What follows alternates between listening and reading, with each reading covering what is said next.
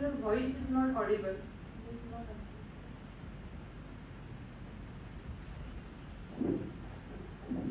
Hello.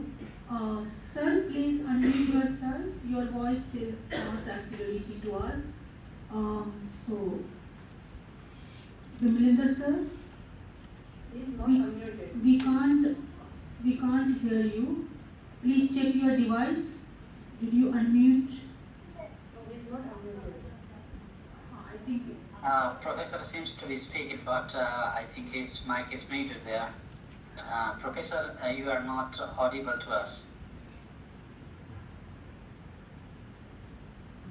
Still not audible. I think it's delayed by the technology. The same happened with Professor Joshi beforehand.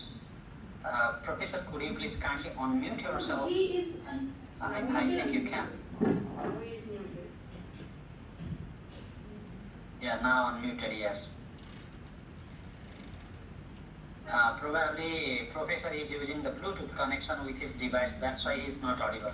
Better you turn off the Bluetooth mode and please speak just in front of the device. It may be beneficial for us to have a questions or comment on the presentation. Sir, please disconnect yourself and again you can connect. Meanwhile, if there is any question in audience here. Okay. Okay. So, I am audible. Thank you, sir. Yes. Okay. Please. So thank you very much, Chair. I congratulate our Acharya Dhyanidhi for giving propositions related with the views of Professor L.M. Joshi. That what are his views on the origins of Buddhism. And he has given related the views of Professor S. Radhakrishnan and P.P. Khan. That Buddhism was much influenced by the Vedic thought. But he has not quoted about what are the views of Professor G.C. Pandey. G.C. Pandey also writes very detailed about the origins of Buddhism in the book. And he also writes that this Buddhism was deeply influenced by Vedic thought. And but Professor Joshi writes against him, and he gives substantial evidences that how Professor G.C. Pandey's views can be not undertaken related with the origins of Buddhism. And he writes about the views of Dr. E.V. Keith, and he gives substantial views related with E.V. Keith, that if you consider the earlier Upanishad text, then it goes much later than the origins of Buddhism. And he identifies the Upanishad text after 6th century BC. And then he says that Buddhism was not influenced by Vedic thought also. And related with Evikit, he supports, Professor Joshi also supports that this is not taken, and he does not undertake the views of Professor G.C. Pandey as well as Dr. S. Radhakrishnan also. And related with Ari, Boom and Siervasky, they have also shown evidences on Buddhist influences are not wanting in the older Upanishads. And he quotes about the views of Siervasky as well as our Dr. Ari Boom.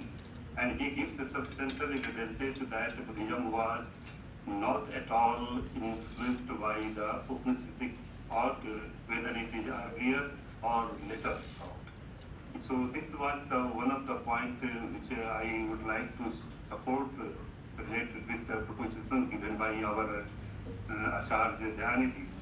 And he was also discussing, and if you go through the writings of our Professor L.M. Joshi, then you find that how he gives his hypothesis as well as his propositions based upon the historical survey. and whatever the historical method by our modern professors like Richard F.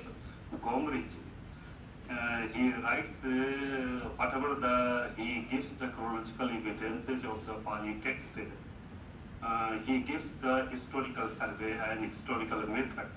Here, historical method is not only the base of only chronology, but he gives that what are the faktas which were really uttered by the Blessed Buddha himself, and on the basis of the chronology of the teachings of the Buddha available in our Dika Nikaya, Vaishya Nikaya, Sanjukta Nikaya, and Uttar Nikaya, he tries to give his hypothesis of positions.